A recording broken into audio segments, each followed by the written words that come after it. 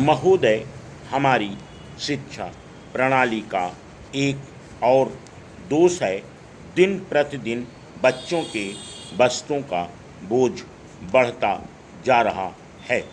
इससे उनके मस्तिष्क पर उस अनुपात से लाभ तो प्राप्त नहीं हो रहा है, अपितु बचपन से ही शारीरिक रूप से उन्हें कमज़ोर किया जाता है।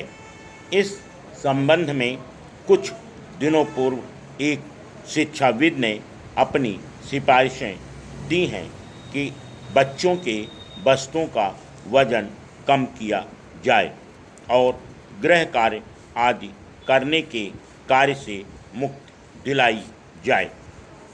आज के ही दैनिक अखबार में हमारे देश के सर्वोच्च न्यायालय के न्यायाधीश ने भी कहा है कि हमारे देश की शिक्षा प्रणाली दोषपूर्ण होने के कारण कानून के क्षेत्र में भी अपेक्षित स्तर के लोगों का भी अभाव है।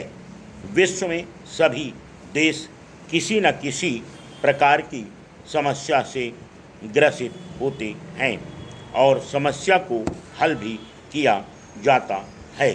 इसी प्रकार हमारे देश में शिक्षा प्रणाली में दोष है।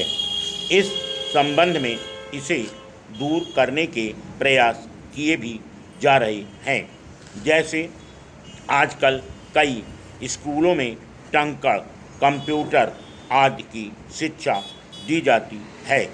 हमारे देश की शिक्षा प्रणाली में दोष अधिक हैं, परंतु कुछ गुण भी हैं। जैसे भारतीय शिक्षा संस्कार से परिपूर्ण होती है, जो भारत देश के लिए गर्व की बात है, जो देशभक्ति की प्रेरणा देती है। आज हमारे देश की शिक्षा पद्धति के कारण ही विश्व में डॉक्टर और इंजीनियरों का बोलबाला है, जो कि अमेरिका, ब्रिटेन और जर्मनी जैसे देशों में उच्च स्थानों में विराजमान है। यह हमारी शिक्षा प्रणाली की देन है। हिंदी भाषा का निर्माण न होकर यह एक क्रमिक विकास के रूप में आने वाली भाषा है।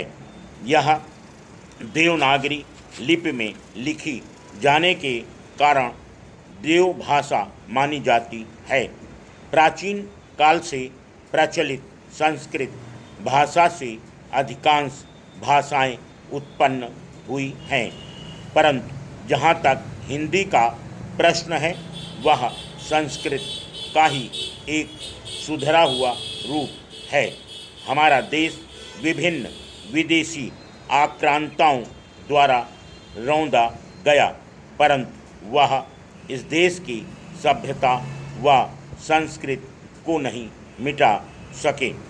इसका श्रेय यदि किसी चीज़ को जाता है तो वह है हमारी हिंदी भाषा, जो कि प्रत्येक भारतवासी के मन में अपनी गहरी पैठ बनाए हुए है।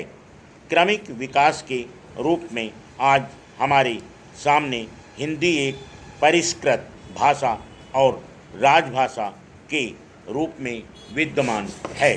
Full stop.